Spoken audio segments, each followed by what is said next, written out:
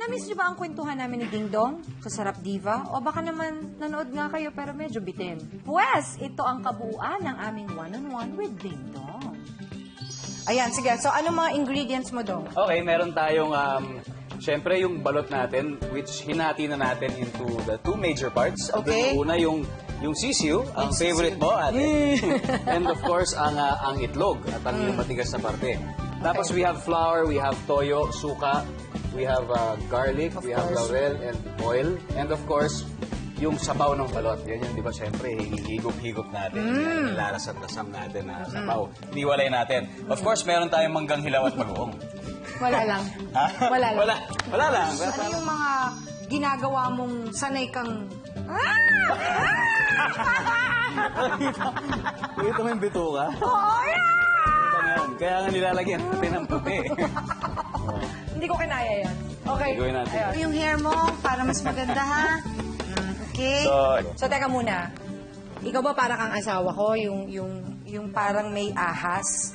Pag umuwi sa bahay, alam mo yan, yung maghugupad na lang ng sapatos. Sobra. Pagka nga hinanap mo siya, alam mo kung saan siya hanapin. Sobra. Yung susundan, follow the snake. Oo eh. Hindi nga. Sobrang sakit ko talaga yun. Pero, Hindi nga. kinabukasan naman, makukonsensya ako at liligpitin ko naman. Oo, liligpitin ko naman. Kasi, minsan parang nakaka-stress din na makakita ng kalat. Yung asawa ko, hindi. Hihintayin na talaga na ako. Minsan, alam mo, kukwento ko lang sa'yo, eto na yung hamper, oh. Eto na, oh.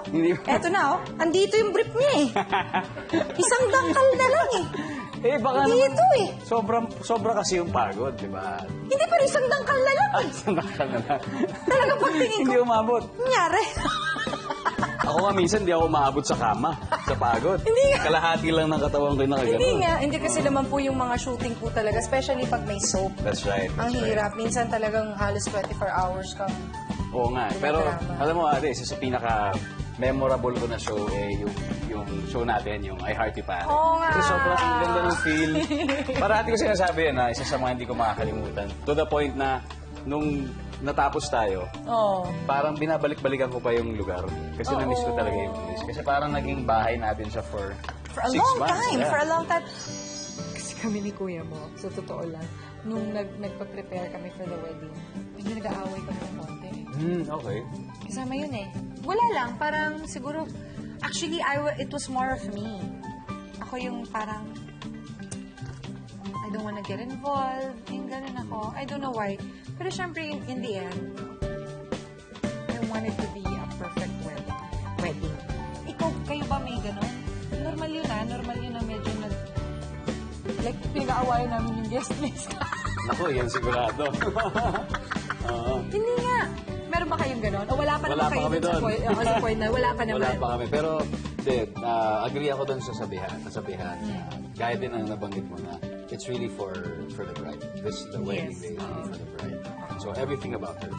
So yun ang framework ko sa akin while I'm doing everything. Parang, kung ano man ang gusto niya. To make her happy. To make her happy. So, Kasi nakakatuwa yun na-involve yung groom. Kasi normally, babae talaga yung nag-aayos lahat. So, natatouch kami pagka you make an effort. Kasi that day really is for the bride. oo, minsan lang yun, di ba? So, Minsan lang yan. tutuduhin mo na. Todo mo na, todo mo na. Alam mo, parte yun totoo, parte yun ng mag-asawa. You have to make that exciting also. Kumbaga, you will try and remember kung ano yung promise nyo sa isa't isa when the time comes. Mas maganda na yung may pinangahawakan. Oo. So it's really a promise not just between us, but also a promise to God. Diba? She's the type of person naman na who will make an effort. Oh, of course. Kasi ganun talaga yon. Same thing with you. You have to make an effort to also, di ba ka ika nga nila yung nililigawan mo rin yung nanay at tatay. Alam mo naman sa Pilipino, gano'n, di ba? So, kasama yun eh. No? Kasama yun. Kasama yun. At saka yun exciting kasi syempre, hindi lang siya talaga yung pakakasalan, pati yung kanyang pamilya. Kailangan mo i-accept it. And I'm excited about it. Parang hindi mo naman kailangan mag-effort. Parang love ka na agad ni Syempre, meron Mommy. din. Meron din. Oo, kailangan din ng time, di ba? Kailangan ng effort, saka yung mga maliliit na bagay, actually, yun yung mas importante, yung mahalaga. Hindi naman yung malalaking events ko naman. Yung intimate moments. Yes, that's the most important thing. Kasi dyan kanila makikita